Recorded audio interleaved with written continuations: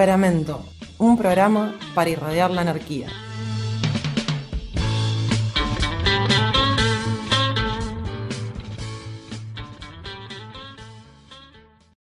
Seguimos con Temperamento. Vamos hoy también a una forma novedosa de tomar algún texto. Vamos a hablar de dos panfletos que fueron repartidos a mediados de los 80 en Francia y en Inglaterra, del grupo revolucionario de los cangaceiros. Recordemos este grupo revolucionario que tomó el nombre de los bandidos rurales de Brasil del siglo XIX y que tuvieron una muy interesante actividad en Francia en todos los que fueron los años 80. Tomamos dos panfletos de ellos que se llaman La Europa de los Hooligans y La Muerte del Fútbol, y otro panfleto que se llama Fútbol y Violencia, que es un poco una respuesta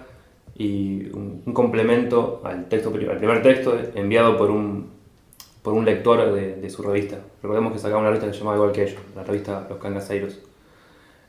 Nos pareció dos textos polémicos para debatir entre todos. Esa es la novedad, digamos, ya que de alguna manera los cangaceiros se la juegan por la incorrección política y a través de estos dos panfletos hacen una suerte de defensa del hooliganismo, de la violencia dentro de los estadios o fuera de los estadios, entre los hooligans, o lo que aquí en Sudamérica conocemos como los barra bravas. Los textos están sacados del libro que se llama Los Cangaceiros, selección de textos, que fue editado por Pepita de Calabaza en España en el año 2010 y aquí en Buenos Aires en el año 2011 por Ediciones Anarquía, un libro que se puede consultar en la biblioteca Airaldo. Voy a leer una parte del primer panfleto, La Europa de los Hooligans y la Muerte del Fútbol, para dar un pantallazo de qué va, y después vamos a intercambiar opiniones acerca de esto.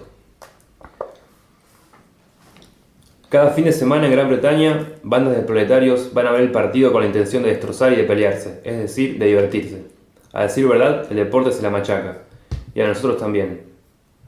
Para ellos, el supuesto acontecimiento deportivo es solamente un pretexto para exaltarse más aún, alentados por la priva que, como todos saben, calienta los corazones. Están llenos de odio. ¿Les faltan razones? Nosotros también estamos llenos de odio. We hate humans, decían hace unos años los chavales del Ejército Rojo del Manchester United. Yo solo voy al partido por las hostias. Es una obsesión de la que no logro deshacerme, declara uno de la Crazy Red Brigade de Liverpool. ¿Quién sin un capullo de izquierdas puede extrañarse de que los proletarios se peguen entre ellos para divertirse? Los proletarios no están unidos en nada, están absolutamente separados. La miseria real de la gente, ese aislamiento absoluto organizado de su vida cotidiana, se manifiestan a menudo a través de la indiferencia, a veces a través de las hostias. Solo los esclavos del espectáculo o los lacayos del Estado se acongojan con la realidad de la miseria, pues ellos son los responsables. ¿Qué podemos ver en este texto? ¿Una apología simplista del lumpenaje y la violencia, o realmente los cangaceiros vieron algo más allá en la violencia proletaria en el fútbol? Tal vez es real que dentro de un espacio con reglas tan confinadas como el espacio deportivo, y donde se desatan pasiones, por ponerlo con algún nombre tan importante, sea inevitable que estalle la violencia. Por eso, si nos ponemos a buscar un poco, los primeros registros de violencia en el fútbol datan de años muy similares a los primeros registros de lo que hoy es el fútbol profesional, o de lo que se estaba desarrollando como las asociaciones de fútbol formales y profesionales. Eso no lo hace ni bueno ni malo en sí mismo al fenómeno de violencia que se da en las canchas de fútbol. Y por ahí también podemos hablar un poco actualmente, más allá de las hinchadas, en lo que verdaderamente se han convertido las barras bravas. Sí, cuesta a veces, por eso la polémica alrededor de este texto, cuesta verlo desde hoy, esta defensa de la violencia en el fútbol, cuando sabemos que las barras bravas están siempre metidas con la represión parapolicial, con la represión que hacen los propios sindicatos hacia trabajadores más desobedientes o que van un poco más allá de las reglas. Sabemos también la carga de machismo y de xenofobia y que tienen especialmente los cantos de las barra bravas y las actitudes que tienen. Por eso también hace un poco de ruido todo esto, viéndolo desde hoy, cuando la barra brava ya es parte de la corporación, digamos, del espectáculo que es el deporte. Sí, recordemos quizá para los oyentes que están en otras regiones, no dudamos que en todas las regiones que nos escucharán probablemente el fútbol será el deporte por excelencia, el deporte que va a ver más gente, el deporte que despierte y que tiene un código cultural más extenso. Hemos escuchado muchas veces cómo las barra bravas argentinas actualmente son imitadas en muchos lugares del mundo, particularmente en Latinoamérica, y creo que es el lugar en donde las barra bravas se han orientado más y han conformado más parte de todo el espectro mafioso, narcotraficante, represor de cualquier expresión disidente de proletarios, tanto en ámbitos de trabajo como en la calle. Y hay una diferencia quizás en ese sentido entre las barra bravas que estamos mencionando ahora, en esta charla que está surgiendo, con respecto a esas barras originarias, a esos hooligans ingleses, que eran condenados también como lo son condenados las barras de aquí, pero eran condenados más, en cierto sentido, por su extracción de clase, me parece, que por su actitud. Aquí se habla mucho de los violentos en los medios de comunicación, como si fuera básicamente una tipología individual de ciertas personas que son barra bravas lisa y llanamente porque previamente son violentos y vienen a arruinar el fútbol. Como si el fútbol históricamente no habría sido una máquina de desarrollo del nacionalismo, del desarrollo de expresiones racistas, del desarrollo de expresiones violentas de todo tipo. Como si fuera algo impoluto, fuera algo puro, que ayuda a los niños a desarrollarse, que es una fuerza positiva en barrios. Escuchamos hasta ese tipo de necedades aquí, como gracias al fútbol se saca chicos de la droga, cuando estructuralmente, si uno lo mira con cierta lejanía, es totalmente lo contrario, digamos, la ligazón enorme que hay entre el doping que hablábamos antes, las drogas duras en los barrios, el sistema que mastica permanentemente niños preparándolos para el deporte, alejándolos del juego, alejándolos de la comunidad, integrándolos en un sistema de competencia. Y bueno, las barra bravas quizás son un poco el corolario de todo ese fenómeno, digamos. Por ahí quizás es el vertedero discursivo en el cual quedan recluidos todos aquellos que ni siquiera quizás llegaron a ser atletas, digamos, y que socialmente van a cumplir un poco la función de la basura social, de aquellos que se los puede señalar con el dedo y echarle todos los males de un sistema que en realidad está enfermo hasta la médula. Sí, me parece que igual a lo que hacían o lo que rescataban los cangaceiros de estas expresiones de violencia en las canchas, incluso antes de los partidos, antes de que comience el espectáculo deportivo, era un poco la reivindicación de aquellos hinchas que eran proletarios, que eran los mismos proletarios que habían participado de los amotinamientos del año 81 en distintos barrios de Inglaterra o de aquellos mineros que llevaron adelante una huelga durante el 84. Y justamente también me parece que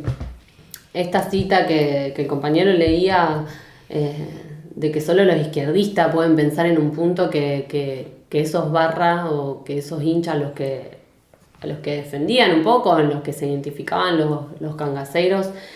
eran distintos en esencia a los proletarios que luchaban. Y en realidad lo que ellos me parece que quieren un poco mostrar es que la necesidad de violencia está en todos los proletarios que vivimos en estas condiciones de violencia constante en el mundo capitalista, y que tal vez en ese momento estaba todo un poco más unido en los espectáculos deportivos como en determinadas luchas sociales que se daban, porque básicamente la masa de trabajadores que participaban en los eventos o en las luchas era la misma, o por lo menos reconocían algunas cuestiones así en sus condiciones de vida que eran las mismas. Después claramente también podían denunciar el machismo, el sexismo o la discriminación racial en cada proletario, porque eso es lo que una de las cosas que rescatan en los textos. ¿Qué se piensan? ¿Que aquellos que lucharon con los mineros no eran sexistas o no eran machistas? Claro, eso está en toda, o sea, en cada uno de los proletarios y proletarias que vive, digamos, en este sistema, nadie es tan exento. Sí. Es un lugar común también pensar el ir a la cancha como un salir de la rutina también, después de una semana de trabajo. Sí, porque a pesar del auge que está teniendo en este momento el fútbol en las clases más altas de la sociedad, en general, si nosotros pensamos en el contexto de un estadio deportivo, la realidad es que los proletarios acuden en masa a limpiarse un poco la modorra de la semana, a romper con la normalidad de una manera alienada, pero es la manera que se tiene, la manera que tienen. Y por eso históricamente también el fútbol es depositario de las miradas o del prejuicio, como que ahí estarían todas las miserias de la sociedad juntas. Por ahí un poco a esa realidad es a la que se refiere el texto, donde cuando uno entra a la cancha de fútbol, el primer enemigo que tiene es la policía, que tenés que mirar bien a dónde están los caballos por las dudas que tu equipo pierda y te vayan a reprimir preventivamente, cosas que suceden muy a menudo y que por ahí también acá se ha dicho en Argentina que es triste pero real, pero en Argentina se ha dicho que en 2001 la gente que acudía a recitales o la gente que acudía a estadios deportivos es la que después, cuando se tuvieron que plantar contra la policía, sabía más o menos cómo moverse en las calles. Eso es porque las conglomeraciones reales o masivas de proletarios se dan en esos lugares, y como en esos lugares acuden los proletarios, naturalmente los enemigos del proletariado van a ir a pegarle a esos lugares. Por eso se da represión en los recitales, por más que sea una manifestación pacífica. Y en las canchas de fútbol realmente pasa algo similar con las hinchadas. Hay una frase de los cangaceiros que dice: es una ocasión como cualquier otra. En todo caso, es más excitante ir a un partido de fútbol o a un concierto de rock que a una manifestación política. Los hinchas se curran muchas veces entre ellos. ¿Y qué? Al fin de cuentas, ¿qué son los unos para los otros? Nada. Como un poco expresan esa idea, ¿no? De que son, al fin de cuentas, espacios incluso... Sí, de sociabilización. De sociabilización y de expresión de muchas cosas que claramente en las procesiones que vivimos en estos días, que es caminar 100 cuadras a paso de zombie, no, o sea, ni siquiera se puede expresar eso que tanto nos sale día a día. Sin embargo, dentro de ese contexto, que volvemos a repetir, es un contexto completamente alienado y ficticio, sucede que se fue desarrollando, por lo menos en esta región y en algunas otras regiones, algunos grupos de matones a sueldo, porque lo que sucedía es que esto por ahí entre fines de los 60, principios de los 70, empezó a desarrollarse cuando un equipo iba de visitante a jugar a otra cancha. Los hinchas rivales agredían al equipo, si tenían que ir una noche antes no lo dejaban dormir, si los agredían antes de entrar al estadio, amenazaban al árbitro, y bueno, esto influía en que casi siempre ganaban los locales, o influía muy negativamente influía en los resultados deportivos. Entonces varios equipos comenzaron a pagarle a ciertos hinchas que se convirtieron en matones a sueldo de los clubes para defender a los jugadores de estas situaciones. A partir de que empezaron a haber matones a sueldo en las tribunas, que ya eran un lugar caldeado y violento de por sí, se empezaron a desarrollar mafias cada vez más organizadas, hasta lo que existe hoy en día en esta región, donde por ejemplo el asesinato de Mariano Ferreira, que se hizo tan conocido, que fue un militante que estaba reclamando, era un estudiante que estaba en solidaridad con obreros del ferrocarril, fue realizado por parte de Barra Bravas,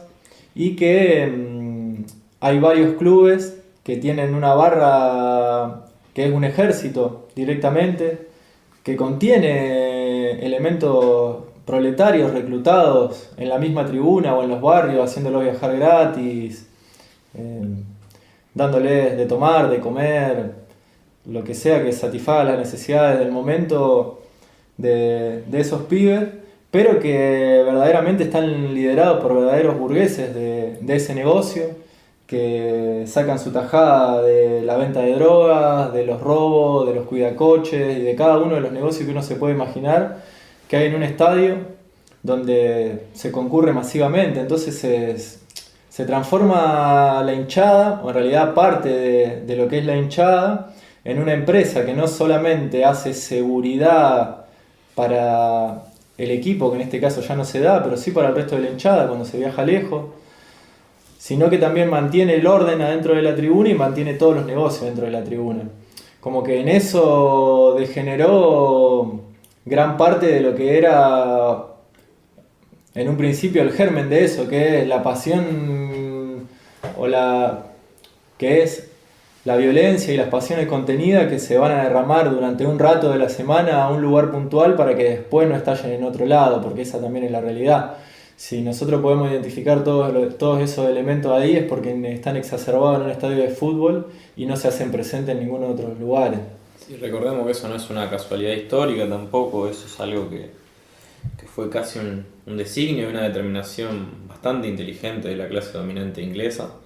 en un contexto en el cual en el siglo XIX se nota cómo comienza a disminuir el poder de la religión, el poder de las diferentes denominaciones cristianas, y se crea, digamos, y emerge este fenómeno del fútbol durante los días sábados para canalizar, sobre todo a trabajadores que veían cómo disminuía su tiempo de jornada de trabajo, que había que de alguna manera darles otro entorno social en una sociedad la cual todavía no tenía desarrollado un ámbito de consumo tan masivo como el que conocemos actualmente. Y es ese famoso sábado inglés en el cual se juegan los partidos de fútbol durante la tarde, el lugar que se elige para recluir a esos proletarios y para canalizar todos esos elementos. Evidentemente van a ser lugares, los estadios, que van a evolucionar también y se van a caracterizar por ser lugares casi monumentos en las diferentes ciudades, lugares que tienen una arquitectura bastante determinada también y que en la urbe conforma un nexo bastante particular con las poblaciones. Se suele decir que los estadios están construidos de espalda a las poblaciones, son un objeto externo, son un objeto construido específicamente para ser percibido como algo externo, digamos, un lugar especial, particular, en el que se cumplen determinadas leyes y de alguna manera se exacerban y se permiten comportamientos un poco curiosos y peculiares por parte de mucha gente.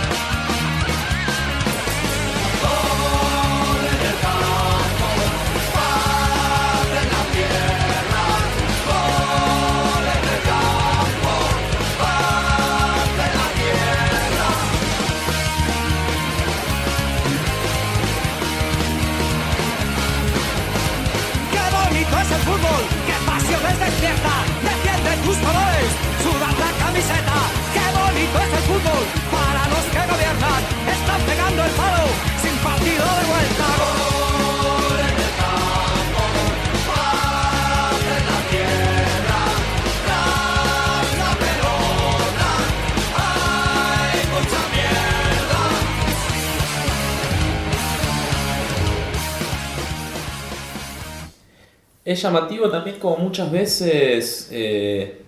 sobre todo en la región argentina, lo vemos muchas veces en los medios de comunicación, como volviendo a esta cuestión de los violentos que mencionaba anteriormente, como mucha gente se puede dar el lujo de criticar a los violentos y de afirmar que su pasión es la genuina, digamos, cuando, bueno, efectivamente sí, si sos un médico, un abogado, un arquitecto y sentís pasión por un club de fútbol, tenés una raigambre, podés decir que tu padre era hincha de ese equipo y de chico te hizo hincha. Pero bueno, hay gente que evidentemente en los barrios tiene que vivir del tráfico de drogas, tiene que insertarse en estas mafias que son las barras, porque son fuentes de trabajo para mucha gente y no hay que dejarlo de lado, digamos. Entonces, recuerdo lo que pasó con el Mundial de Brasil, ¿no? Cuando Argentina salió subcampeón,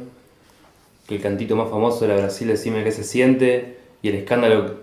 que se armó después con los disturbios que se desarrollaron en inmediaciones del obelisco, cuando la gente obviamente no quería salir subcampeón del mundo. Y la hinchada argentina arrasó con todo el centro de Buenos Aires, digamos, y el escándalo que se armó de eso, cuando estuvieron, no sé qué cantidad de semanas arengando por la violencia, arengando por el racismo hacia los brasileros y hacia otros equipos. Pero bueno, es como que la burguesía y los que controlan los medios de comunicación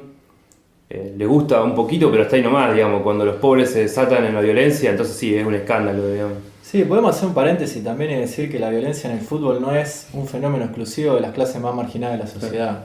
Como dijimos antes, el fútbol es como el deporte o el espectáculo por excelencia de las clases más marginadas de la sociedad. Y sin embargo, en este momento que está teniendo un auge entre estrato de la población por ahí, qué sé yo, más careta, con más plata, que se los ve ahora en la cancha, sucede que hay hinchada y barra brava conformada por gente que históricamente viene de familia de más plata, que no son los pobres que se van a pelear a la cancha, sino que son los ricos que se van a pelear a la cancha. Y si no lo quieren creer, bueno, el ejemplo del principio del programa del rugbyer que le fue y le hizo un tackle a un pobre tipo que vivía en la calle es clarísimo. O sea, los rugbyers que se van mudando o que de alguna manera terminan cayendo en el fútbol tienen la misma actitud que cuando juegan al rugby. Entonces se desata la violencia bastante asociada al deporte, o se desata la violencia asociada al deporte, y eso no tiene una gran distinción de clases sociales. Después sucede que sí, el fútbol justamente está asociado con la marginalidad. sí, yo creo que lo que tratan de hacer los cangaceiros en este texto, sobre todo porque fue escrito en una época en la cual ocurrió la masacre de Heysel, también en América Latina había habido varias situaciones de estampidas y casos de muertes masivas en los estadios, es también llamar la atención, dejar de lado un poco todo este discurso acerca de si son los pobres, si no son los pobres, digamos, y también inducir un poco el debate acerca de qué es lo que pasa cuando vamos a un estadio, por ejemplo, digamos. O sea, ya se sabe de antemano que la gente va a intentar utilizar estos contextos para desatar ciertas pasiones, digamos, que hay elementos que son completamente incontrolables. La cuestión es que, como lo decía Guy Debord respecto al incendio que hubo en la década del 70 en una discoteca famosa de un suburbio de París, se paga para entrar y no se paga para salir. Y eso fue lo que pasó en Bélgica, eso fue lo que pasó en el estadio de River durante la década del 70, muchísima gente muerta. Sabemos de primera mano cómo mucha gente que va a los estadios fin de semana tras fin de semana es constante el enfrentamiento con la policía, los gases lacrimógenos, las balas de goma. Es un entorno en el cual se recluye a muchos proletarios, pero no se les deja de decir permanentemente que son proletarios y se les pone permanentemente en ese tipo de lugares. Creo que también se acude una vez más a la paz interclasista en ese tipo de lugares. Todos vamos a desahogar nuestras pasiones en el mismo lugar, en ese momento somos todos iguales, todos hinchas del mismo equipo, todos parte de la misma patria cuando jugamos un mundial. La misma palabra que tanto se defiende en estos ámbitos del deporte, el juego limpio, fair play, que le dicen, es equivalente a lo que la burguesía espera de los proletarios, que quieran la paz social, que se identifiquen sea con aquellos jugadores de fútbol que son sus ídolos y que muchas veces salieron de barrios pobres como ellos y otras veces no, pero que claramente en el momento en que están en la cancha ganando millones de dólares son igual a cualquier burgués porque ya invirtieron toda su plata en negocios multimillonarios, pero es esto, como una ocasión más para igualar todo, pero a la vez cuando suceden estos escándalos que comentábamos o que se desmana todo ante el partido o fuera de las paredes del estadio que está construido exclusivamente para contener todo eso, enseguida se los señala a los sectores más pobres como los violentos, que es lo que vemos que pasa en todas las situaciones, ¿no? de la cotidianidad social en la que vivimos. Me parece que un poco el deporte, y es algo que me parece vamos a tocar un poco en el próximo programa cuando profundicemos en el libro Sitius, Altus Fortius de Montero y Corrientes, cómo el deporte es un reflejo de la sociedad capitalista, claramente, y cómo expresa la ideología del capital. Sí, yo tengo mi seria sospecha de si efectivamente es un reflejo de la ideología del capital o es una consumación verdadera de lo que es la ideología capitalista. Si el deporte no es, en última instancia, la última válvula de escape de ese sistema capitalista que ya verdaderamente no tiene más discursos, se ha quedado agotado en su propia lógica, en su propia dimensión. Si no son los récords, si no es el cronómetro, la duración de un partido de fútbol, si no es el dopaje, si no son todos esos elementos, digamos, la verdadera consecuencia de ese discurso capitalista que ya se ha agotado y que necesita de alguna manera posarse sobre otro elemento, sobre otra imagen, sobre algo que parecería externo, impoluto, como es el deporte, algo que parecería que es un sinónimo de salud cuando sabemos que es todo lo contrario, algo que parecería un sinónimo de juego cuando sabemos que es todo lo contrario. Es verdaderamente un gran engaño de masas el deporte, y es en ese sentido que puede ser un discurso tan multifacético y que puede también confundirse o hacerse pasar por otras cosas cuando en realidad hoy en día es una de las grandes expresiones de la megamáquina capitalista. Sabemos que organismos como la FIFA, como el Comité Olímpico Internacional, básicamente cumplen la función de estados, inclusive son observadores de las Naciones Unidas. El tema del deporte, lo decíamos al principio del programa, parece a veces muy ninguneado, muy dejado de lado, parece un tema casi hasta secundario, pero verdaderamente ¿hasta qué punto el deporte no es el capital? ¿Hasta qué punto podemos llegar a considerarlo un fenómeno secundario cuando vemos tantas características, cuando vemos que cumple tantas funciones de represión, de disuasión, de canalización de un montón de fenómenos? Creo que... Sí, de fortalecimiento de las ideologías que sostienen al mismo sistema como veíamos antes. En el caso de la disciplina del trabajo, de la ideología democrática.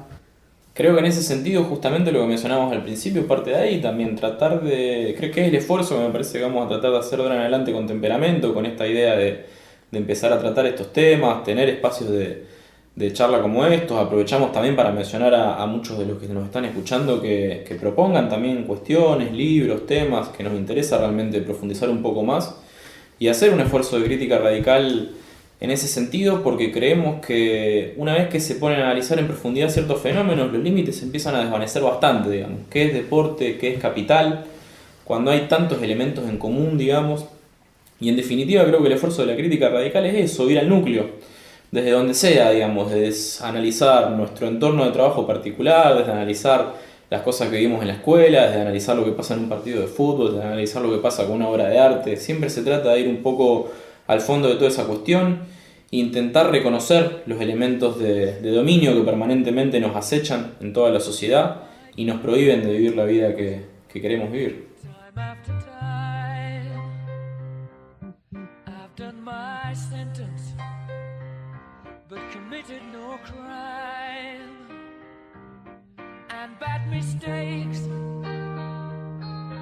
I've made a few